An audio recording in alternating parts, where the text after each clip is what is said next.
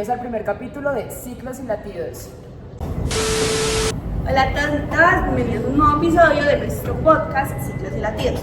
Hoy tenemos un tema que estoy segura de que a todos en algún momento de la vida nos ha tocado vivir.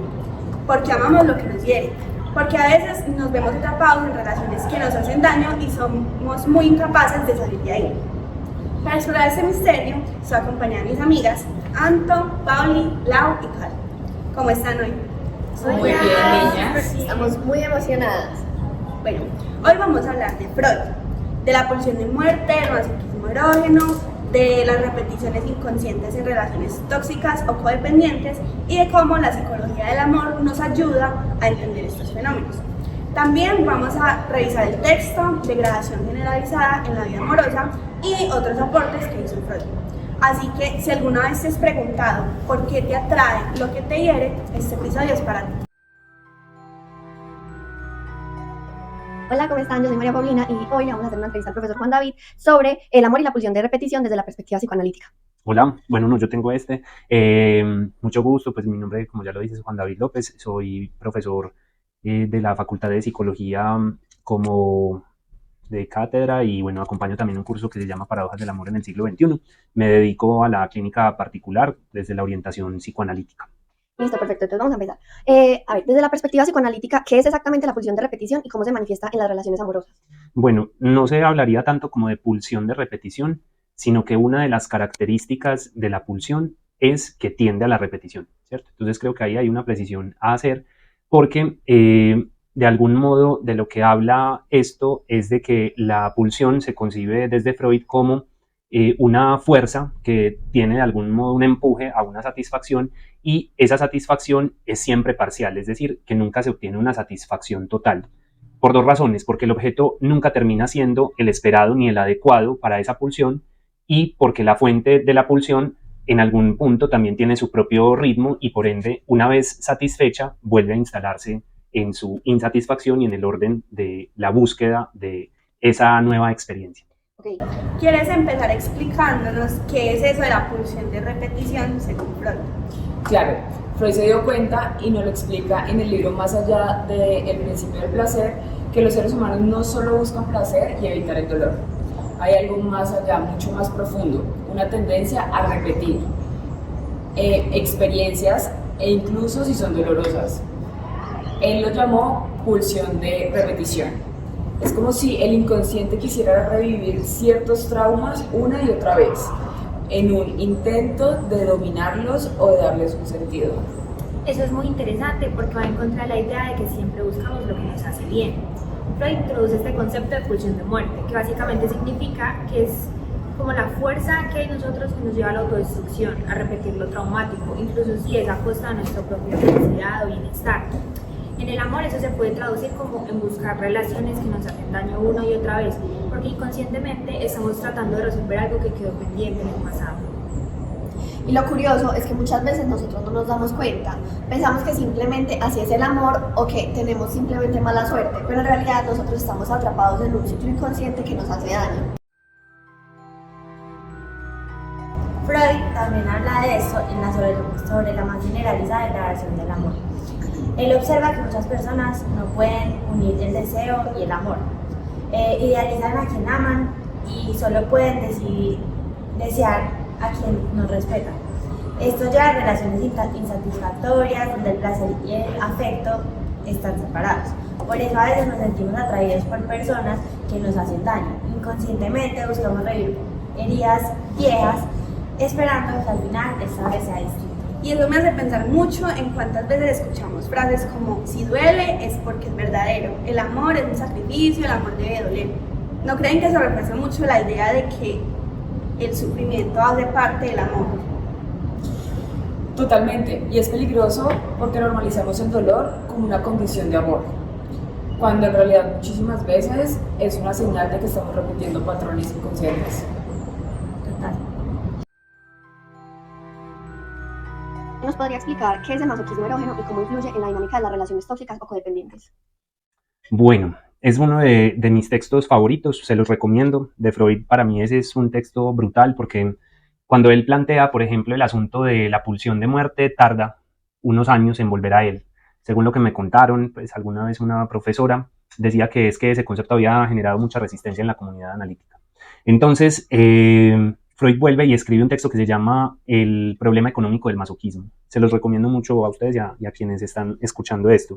Y ahí Freud de algún modo va a caracterizar estas, digamos, formas de satisfacción pulsional, los momentos en los que se da esa satisfacción pulsional. También pueden complementar, aunque es un texto anterior que es Pulsiones y Destinos de Pulsión, y ahí él va reconstruyendo la forma en la que se puede ir depositando la libido. Y el masoquismo es una de las formas en donde, de algún modo, activamente, es la paradoja que él señala, activamente yo busco que otro goce de mí, ¿cierto? Entonces, por eso se plantea como algo muy en el orden de que es una búsqueda de que el otro, pues porque uno pensaría que el masoquista es como el que se queda quieto y esperando a que le hagan daño, ¿no? Él dice que es más activo inclusive el masoquista que el sádico, porque está buscando quién le genere ese dolor. Entonces, creo que tiene mucho que ver, por lo que les decía ahora, quizás también hay relaciones en las cuales se encuentra ese goce que va a ser como el concepto con el que Lacan va a trabajar el asunto de la satisfacción de la pulsión de muerte, y ese goce puede justamente venir asociado a la pareja que me lo produce, ¿cierto?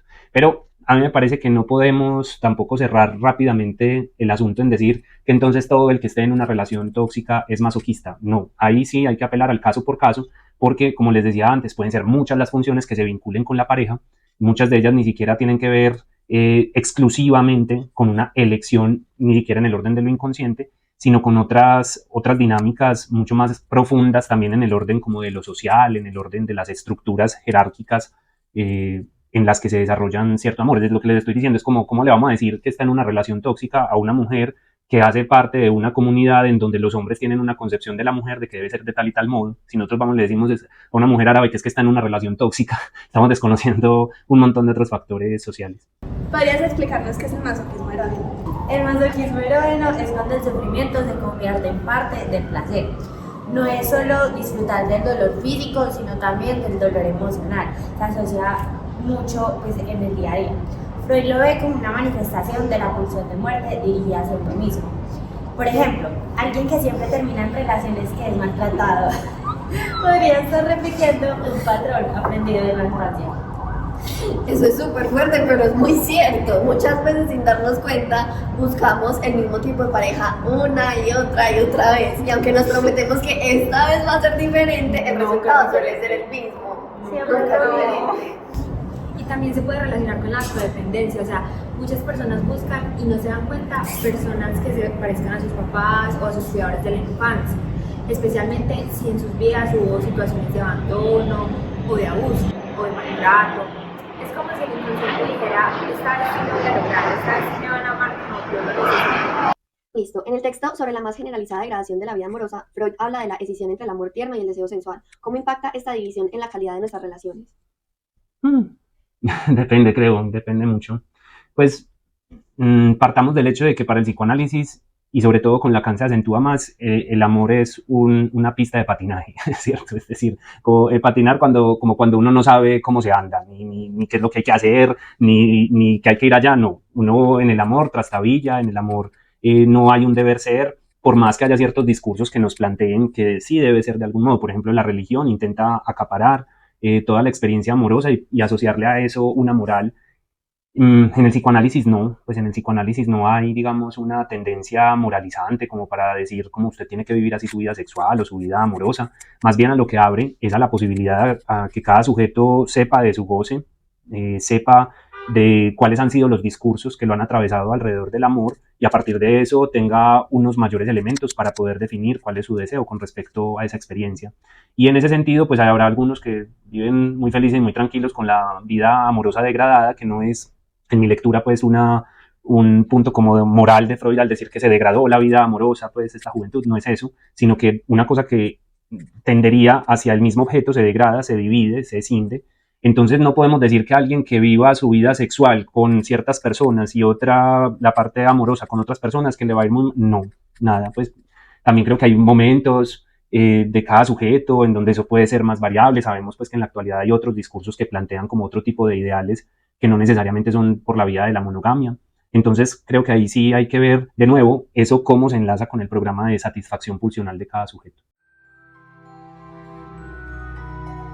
Listo, porque muchas personas parecen atrapadas en ciclos repetitivos donde el amor y el sufrimiento van de la mano. ¿Qué mecanismos inconscientes están en juego? Yo lo pensaría de nuevo por la vía de la función, ¿cierto? Digamos con Lacan que toda la elección de la vida amorosa es puro juego de significantes, ¿cierto? Y cuando digo eso me refiero a todas las transposiciones, a todas las condensaciones, a todos los desplazamientos a los que se ve llevado esas interacciones. Entonces, lo que Freud descubre es que tal y como lo ve en los sueños, tal como lo ve en los síntomas, todo lo que emerge en el plano de la conciencia y en el plano del presente es, digamos, un producto, un derivado de una serie de procesos de condensación y desplazamiento que se dieron con vínculos con el pasado. Entonces, lo que habría que identificar para volver a la primera pregunta es cuando yo elijo qué repito. Y eso es algo que para muchas personas es muy sorprendente cuando se dan cuenta, muy ominoso cuando se sabe el porqué de esa repetición y muy frustrante cuando no logran hacer un cambio aunque quieran. No quiero estar en una relación donde sea tratado de tal forma y ¡pum! Vuelve y elige y vuelve a instalarse en esa posición. Si sonríen es porque tranquilo, a todos nos pasa, ¿cierto? Lo que pasa es que hay que ver es cómo, cuál es el sentido de esa repetición, de nuevo, cuál es la función, como ve, ¿y usted por qué siempre termina instalado en el lugar del maltratado o en el lugar de quien maltrata? ¿O usted por qué siempre termina quejándose de lo mismo en sus relaciones? Tan raro que entre todas las mujeres o parejas posibles usted siempre termine eligiendo a aquella que le permite a usted ubicarse en ese lugar en donde usted se queja. Eso tiene algún sentido que hay que explorar. Mi ex, como que repito y repito, ya que estamos hablando del tema, mi ex, yo siempre como que trato de escogerlos no. Me llega diciendo como, este sí es, quiero un hombre que me quiera a mí, que quiera a mi hijo, porque para mí eso es vital. Y siempre es como que al final, cuando vienen a traerlo a la realidad, se echa para atrás. Y con mi ex, porque me terminó hace poco, al principio era súper bonito, que sí, me aceptaba mi hijo, me aceptaba todo, pero también me terminó por lo mismo. Exactamente, por lo mismo. Es como repetir patrones inconscientes, que obviamente uno los hace conscientes, pero como con ese velo del amor, uno los difumina y solo se da cuenta cuando ya está vuelta a mierda. Y al final eso es muy común porque hace daño y la cultura lo refuerza. Hay una especie de romanticismo en el sufrimiento del amor. Si duele es porque es verdadero, como decía Salo ahorita, pero como dice Freud, ese sufrimiento muchas veces es una repetición inconsciente, no una prueba de amor. Yo también he visto mucho como en la cotidianidad de eso, personas que aunque racionalmente saben que su pareja no les conviene, no pueden dejar la relación. No me miren. Eso es como si hubiera una fuerza más allá de la lógica que los mantiene ahí. En mis relaciones, o casi relaciones que he tenido, siempre es como que al inicio todo es súper lindo, o sea, siempre me tratan como de la mejor forma, de la forma que siempre ha querido, y de un momento a otro cambian, así de repente de la nada. Lo fácil que, o sea, como que es muy difícil salir de ahí, así las otras personas me den a mí. Y en la relación más reciente ha sido mucho más complicado porque esa persona tampoco quiere salir de ahí, aunque los dos sabemos que está súper mal, que nos hacemos daño, que simplemente no estamos como en sintonía. Entonces lo difícil es que yo no sé salir, o sea, yo no sé Avanzar. Claro, como terminar. Claro, porque sí, y es el mismo ciclo de repetición que estamos hablando ahorita, porque aunque ella sabe y él sabe que eso les está haciendo daño, o sea, lo disfrazan, o es como que pero yo estoy enamorada, o yo estoy enamorado, o estamos intentando las cosas, y se disfraza así, o sea, Siempre esperando que en el siempre- futuro algo mejore. no que mejore, sino que vuelva a hacerlo al principio. Sí, no, el avión. El avión. El avión. Es que como decía el profesor Juan David, las personas, los humanos, nos encanta complicarnos la vida. Es como que si esa reconciliación nos encendiera la chispa del amor. Claro, entonces uno, ay, bueno, sí, entonces peleamos, solucionamos, y entonces cuando uno soluciona normalmente vuelve a estar, ay, que enamorado y todo lo mismo, pero no sé, o sea, no se trabajó en nada, entonces vuelven a lo mismo y se vuelve a cometer los mismos errores y sigue doliendo, pero como uno ya tiene la esperanza y el enamoramiento ahí en el corazón, uno dice, no, sí. Pulsión de repetición, una cosa alimenta a la otra y es un círculo vicioso. ¿Cómo influye la historia personal y la relación con las figuras parentales en la elección del objeto amoroso y repetición de patrones dañinos? Sí, ese fue el gran descubrimiento de Freud, ¿cierto? Pues que toda nuestra vida amorosa parte de un despecho fundamental. A mí me gusta nombrarlo así, porque sí, parte de un objeto, que es la madre, que es el padre, a quienes por la ley del incesto, la cultura o pues estos aparatos sociales le dicen esa satisfacción con esos objetos no se puede tener. Entonces, haga lo que pueda, y de ahí las transposiciones por condensación y desplazamiento. De ahí que hay quienes se entretienen en estos juegos, y es interesante, pues, como que hay pacientes que te pueden reportar como que todas sus parejas tienen un nombre similar, o empiezan por la misma letra, o tienen el pelo de tal forma, o tienen una relación con el dinero, o tienen una relación con el cuerpo, que en algún punto remite hasta ese pasado, esa infancia.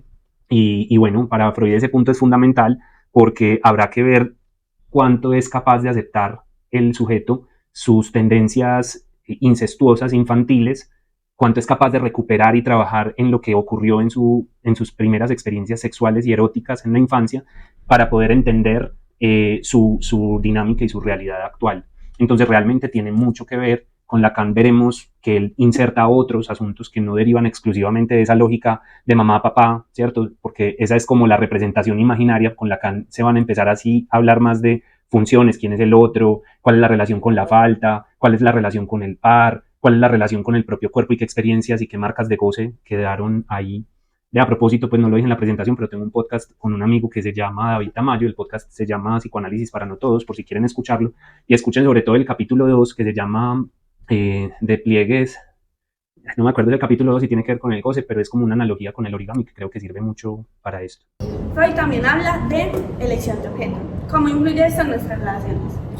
La elección de objeto es como elegimos a quién amar. Según Freud, muchas veces elegimos a personas que representan figuras importantes en nuestra infancia, como nuestros padres, nuestros cuidadores, y si hubo carencias o apegos tóxicos, buscamos inconscientemente a alguien que les repita, con la esperanza de que todo cambie, de que siempre va diferente. Eso, por ejemplo, se ve mucho en las relaciones codependientes. Y miren que siempre hay como una necesidad, como un deseo de ser necesitado, o de ser salvado, o de salvar al otro. Y muchas veces eso se debe a heridas infantiles que no se resolvieron. Y ahí está el peligro de la repetición, porque entonces si no hacemos consciente el patrón de repetición, entonces vamos de relación en relación repitiendo la misma historia, repitiendo los mismos errores y la misma herida. Por eso el autoconocimiento es clave. Desde el psicoanálisis, ¿qué papel juega la conciencia y el trabajo terapéutico para romper con la compulsión de repetición en el amor? Tremenda pregunta, bacanísima. Nada, pues es una gran pregunta sobre el fin de análisis, me parece esa. Es como, pues, realmente qué pasa después de que uno termina análisis con respecto a sus patrones. Es bien complicado. No me siento cómodo con una respuesta categórica, ¿saben? Porque creo que, aunque sea muy fastidioso, también es como, dependerá mucho del proceso que hizo ese sujeto y qué tan dispuesto también a renunciar a esa porción de goce está, también de qué sustituciones le permite hacer el análisis. Por ejemplo, ahorita les ponía el escenario como de muchas personas que sufren en el amor porque su identidad la han enlazado con el ser amados. Entonces dejan de ser amados y no son nada, no han hecho nada, no tienen un proyecto, no saben quiénes son, qué les gusta, porque todo lo han puesto a mirar ahí. Entonces, por ejemplo, un análisis bien podría ser un escenario en donde ese sujeto construya una vida al margen de ser amado, y que a partir de ahí el amor como tal no venga a cumplir esas funciones. Entonces yo sí creo que el análisis por lo menos ofrece una plataforma en la cual el sujeto puede hacer exploraciones, ir por acá, preguntarse por esto, tratar de mover esto, El análisis tampoco es un método terapéutico que enrute hacia un lugar específico, pero en cuanto a esto, pues si ese es el tema por el cual el sujeto va a análisis, seguramente va a poder encontrar una escucha advertida de que no hay una manera específica, sino que él pueda construir la propia. En el texto La más generalizada degradación de la vida amorosa, Freud dice que muchas personas no logran unir el amor y el deseo, y por eso buscan fuera de la pareja lo que no pueden tener dentro. ¿Cómo ven esto hoy en día? Yo creo que sigue siendo muy actual. Muchas parejas se quieren mucho, se aman y dicen que quieren estar juntas para siempre, pero pierden el deseo. Otras tienen mucha pasión, pero no logran construir una relación estable. Tienen las ganas de estar todo el tiempo juntos, pero pelean y pelean y pelean. Total. Es como si hubiera una incisión entre el amor tierno y el amor erótico. Es como si llevara a la infidelidad, a la insatisfacción y a buscar afuera lo que no pueden integrar dentro. O sea,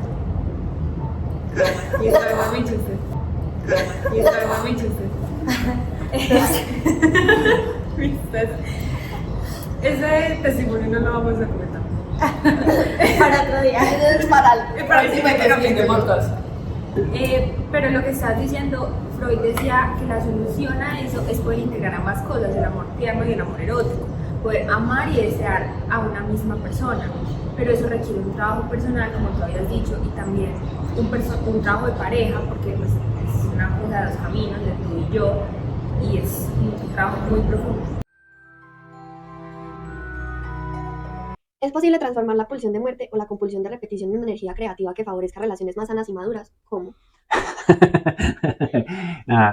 Pues es de nuevo una pregunta sobre la sublimación, ¿cierto? A mí ese tema me hace muchas preguntas. De hecho, le he dicho a mi amigo David que lo hablemos en el podcast porque sí me lo cuestiono. Es como, ¿será que entonces un análisis a lo que tiende es a sublimar?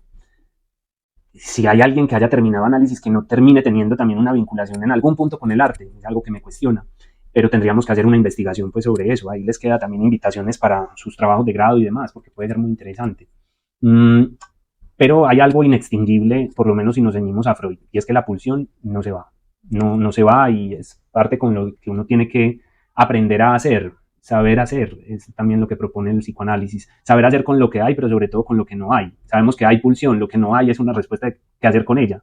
Entonces, sobre la pregunta del cómo, eso sí va a ser supremamente singular. Porque, por ejemplo, ahí es donde muchas otras terapias llegan y dicen, vea, esta es la manera. Y aparte de lo violento que puede llegar a hacer eso con la singularidad, porque no reconoce su experiencia, termina siendo inefectivo, pues justamente porque no tiene nada que ver con el sujeto. Entonces usted le dicen, vea, vaya y monte bicicleta y sublime esa pulsión de muerte. ¿Eso qué tiene que ver conmigo? En cambio a uno que hace el proceso y se vincule y hace algo con la bicicleta y eso sí, pero a eso se llega es en el proceso del análisis. Entonces, por eso el cómo, que es la respuesta digamos como la pregunta neurótica por excelencia, como cómo salgo de acá, el psicoanálisis lo que dice es, trabaje en eso desde su propia experiencia. No podemos anticipar respuestas universales. Entonces, ¿cómo podemos dejar de amar lo que nos hiere? El primer paso, como decía ahorita, es reconocer el patrón. Freud decía que donde está el ello, debe advenir el yo, es decir, hacer consciente lo inconsciente. La terapia puede ayudar muchísimo a identificar esas repeticiones, identificar de dónde vienen. Y también es muy importante resignificar el amor. No todo lo que duele es amor. El amor es maduro, como dicen otros psicólogos, implica cuidado, respeto y crecimiento mutuo, no solamente un sufrimiento constante que abre heridas y heridas y heridas. Exacto, amar no debería ser una lucha constante. Si siempre duele, pues quizás ese es el momento de preguntarse a quién estoy intentando salvar realmente, a mi pareja o a mi niño interior. Uy, no, eso estuvo Y también, o sea, yo sé que suena muy cliché eso de que si uno, o sea, primero hay que amarse a uno para amar a los demás, pero es súper cierto. Es fundamental a estar bien con uno mismo, a sentirse cómodo con uno mismo, a quererse a uno mismo. Y muchas veces, cuando no se tiene eso, buscamos en el otro lo que nos falta. Pero ese amor, pues el amor verdadero empieza con uno mismo. Yo, por ejemplo, cuando estaba en el colegio, cero amor propio. Y eso llevó a que mi relación en ese momento fuera súper mala, y eso no solo afectó mi relación con mi pareja, sino con mis amistades, mi familia, el colegio. Entonces el amor no solo te afecta a la relación como tal, te afecta a otros puntos de vista Claro, de tu vida. porque entonces miren qué dicen, o sea, si tú no te amas a ti mismo, si tú no te valoras, entonces otra persona cómo lo va a hacer, porque si tú no te das tu lugar, si tú no sabes lo que tú vales y todo eso, entonces otra persona cómo lo va a No, ver. niñas, pero es que esto aquí lo podemos decir y suena hermoso, pero vaya, practíquenlo. Claro, O sea, no, y más sí, intoxicadas de amor, de dopamina y serotonina, es imposible, o sea, No, y saben que hay también hablando, pues porque ahorita mencionaban el amor maduro. Ayer nosotras en la entrevista con Juan David él decía, o sea, es que ese significado de amor maduro puede significar muchas cosas, porque es que se le da un significado de algo sano, de algo lindo, un amor ideal. pero eso no es así, o sea, un amor maduro. Pero, No, sí, porque la conversación poniéndose bien buena y la vio ahí. Porque entonces él decía, o sea, es que el amor maduro o así, o sea, no es algo como idealizado o que ya existe, simplemente como lo vive como Es que es cada pareja. algo subjetivo, o sea, para cada quien su cada cual. Exacto, muy bien, María. roto su descosido. Para el gusto, los colores. Claro, cada loco con No, su tema. y también, yo quería decir algo, añadir algo. Yo una vez estuve en una parte del podcast del profesor Juan David que era sobre los amores tóxicos. Y me acuerdo mucho de algo que ellos decían, que era que es lo tóxico, para que es algo diferente que para mí. Exacto. Para todo el mundo es diferente lo que significa la toxicidad. Y por eso- Entonces, ¿cómo vamos a saber para ti cuándo es algo tóxico y No, para y mí por cuándo eso lo es que el es? amor no tiene significado. O sea, todo el mundo dice es que el amor puede significar diferente para cada persona. Entonces, cada persona también define como la relación madura, pero desde lo sano. O sea, por eso se habla como del conocimiento, de la terapia, o sea, de trabajar en uno mismo. Pues eso es muy difícil, pero trabajar en uno mismo para uno darle significado a una relación sana, una relación madura y a ese amor.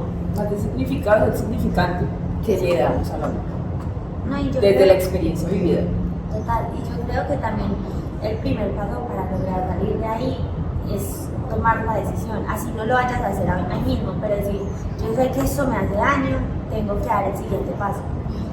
Y yo con este despecho. Y eso es súper difícil, o sea, y es que también hacer, o sea, es la realidad y mucho más ahora, o sea, dar un paso a un costado cuando uno siente que eso es amor, o sea, eso es muy difícil y eso no es un trabajo fácil, es que no es como que, ay, no, sí, ustedes lo escuchan en un podcast, ustedes lo escuchan en un podcast, un profesor o un psicólogo se los dice y entonces ya ustedes lo van a hacer, o sea, es que no es así de fácil, eso toma tiempo, quién sabe cuánto tiempo es el tiempo de cada uno, por eso es que puede tomar años, amor. Yo diría que el primer paso siempre es la conciencia, observar que los principios.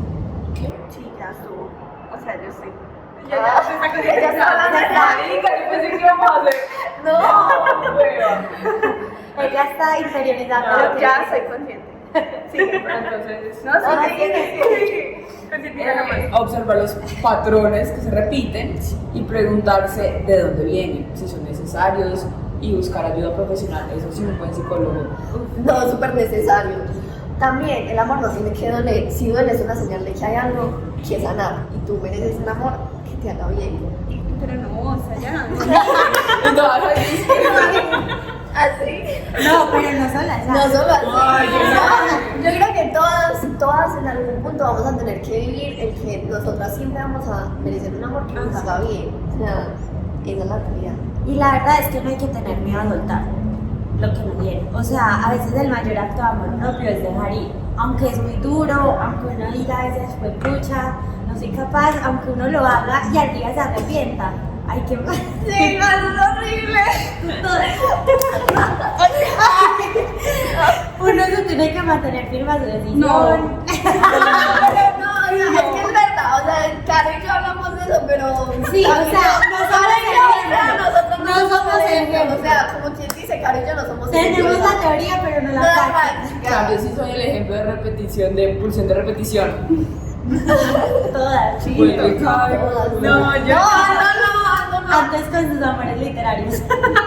Ella repite, la función de repetición de ambos son las mismas características de los personajes masculinos. Y no me arrepiento de nada. ¿Qué consejos daría a alguien que se reconoce en un patrón de relaciones tóxicas y quiere empezar a cambiarlo desde un enfoque psicoanalítico? Que hable de eso. Creo que el gran reto de quienes están en eso es poder hablar y segundo, poder pensar en lo que dicen. Sobre todo esa parte. Es el gran reto para mí como clínico. porque son personas muy apasionadas por contarte todos los detalles de todo lo que pasó, que entonces el celular, que entonces el mensaje, que el like, que la foto. Entonces creo que es un gran reto para uno como clínico porque hay una pasión por el drama y por la narración, y muchas veces lo que debemos hacer es, claro, darle lugar a eso, sin duda, pues, y entonces, ¿y qué pasó? ¿Y usted qué le dijo? ¿Y qué le respondió? ¿Y cómo así? Tal cosa, pero también en algún punto salirnos de la lógica del chisme y de la lógica del goce, de la narración de lo terrible que ocurre, para poder hacer la pregunta ya más por el orden de la estructura. Y es, entonces, ¿qué está repitiendo usted ahí? Eso se conecta con alguna otra experiencia en su vida. ¿Por dónde encuentra usted la dificultad, por ejemplo, para dejar de vivir eso? Que si se dan cuenta es como salgámonos un poco entonces del relato y vamos a hacer como una ampliación de ese panorama y entenderlo más a fondo y estructuralmente. ¿Cómo podemos diferenciar entre el amor maduro y saludable y las formas de amor que están marcadas por la repetición inconsciente del sufrimiento? Yo no creo que haya una forma madura, sana de amar. No, porque creo que eso también nos podría llevar como a una idealización del saber psicológico sobre cómo se debe vivir la vida y el amor. Y yo creo que eso está muy alejado de la realidad, la verdad. Pues más bien veo como la posibilidad de que una persona pueda saber de su goce, pueda ser honesto consigo mismo acerca de quién es, qué desea, para qué quiere tener una pareja, cuáles son sus proyecciones, qué relación va a tener también con su sexualidad, y que si se da el caso, haya posibilidad de encontrarse con una honestidad similar del otro lado, en donde eso quizás reduzca un poco el desencuentro, pero finalmente no hay ninguna garantía. Creo que Lacan lo planteaba de una forma muy brutal con esta fórmula de no hay proporción sexual, y a mí en ese sentido me parece que eso nos da como la orientación de que finalmente no hay una forma concreta de que un objeto, es decir, una persona, una pareja, sea ese objeto de satisfacción total, plena, madura, qué tranquilidad. Puede serlo un ratico, puede que se quede ahí porque inicialmente cumplía unas funciones, luego cumple otras. Pero eso no tiene nada que ver con el tiempo, que es otra de las obsesiones de Occidente con respecto al amor. Y es que las cosas pues se van a medir por duración en el tiempo. No, yo creo que el psicoanálisis plantea otra ética muy distinta, que es la ética del deseo. Recuerden que repetir no es su destino. O sea, aunque se esté la tendencia a repetir, no tienen que hacerlo, siempre pueden elegir diferente. Yo siempre les digo que hay... Ella no regaña. Yo siempre les digo que hay muchos peces en el agua y se quedan con un barco cuando pueden tener un pez. Es que el problema no es que haya muchos peces en el agua, es que yo quiero ese pez. Y estoy fijada en Ese es mi pez. Ese es mi pez. O sea, yo nadie más puede tener mi pez. Pero eso me es muy buen ejemplo. Sí, aquí somos horribles. Pero si el pez no sabe rico, siempre puede... ¡Ay, me gustó mucho mi pez! ¡Ay, delicioso! Perdón. Si el pez les hace daño de estómago, hay más... A mí no me hace daño. Desde que yo volví a comer mi pez no me ha vuelto a hacer daño de estómago. A mí de pronto me duele. Recuerden conocerse y sanar sus heridas antes de coger el pescado que van a pedir de almuerzo. Va, seguimos. Yo quería decirles que el amor que viene no es destino, es un mensaje del inconsciente y tenemos que escucharlo, aprender de él y elegir amores que nos hagan bien, aunque sea tan complicado aplicar esa teoría. No, y ¿saben qué es lo peor? Ahí mencionando el destino, porque uno se enloquece y el amor lo ciega a uno y dice, no, es el destino y por eso yo volví. No, es el destino. No, es una porción de o sea, es uno. Son tus decisiones. Literal, o sea, y porque uno tiene un complejo de salvador y que todo lo va a solucionar, o sea. Yo lo puedo cambiar. Nunca lo vas a poder cambiar si él no quiere cambiar. Exacto. Muy bien. Dímelo. Tú no lo vas a poder cambiar si él no quiere cambiar. Tú no lo vas a poder cambiar si él no quiere cambiar. Pero tú puedes cambiar tu destino. Ajá. Yo lo quiero a él. Yo sé, Pero yo lo quiero lo a él. tengo claro. ¿Tú Bueno, lo te quieres digo, o por qué? en la teoría lo tengo claro. Y es que ahí está la El problema es que sale la luna llena, se me alborotan las hormonas, Pero es que- cambio de pensar en la noche. Pero es Estoy que- ahorita Pero tú lo quieres mucho. Yo lo amo, Pero es yo que- quiero que él sea el papá de mis hijos. O sea, ustedes por cómo saben que es amor, o sea, a mí me lo Porque lo preguntan amo. un montón, pero ustedes cómo saben que sí es No amor, le siento. uno cómo sabe, No. ¿Y qué sabe que lo que uno siente sea antes del dolor? sí o apego, o sea, ustedes cómo saben diferenciar eso, yo no sé. Bueno, voy a hablarlo con mi psicólogo. Muy bien. Mi psicóloga Y me nos canceló cuentas la qué cita te esta dice. semana. Ah, durísimo. Bueno, niñas, Yo creo que tenemos que dejar hasta acá hoy. Antes de despedirnos, quería dejarles una pregunta a ustedes. ¿Qué patrones creen que repiten en sus relaciones? Y a ustedes también.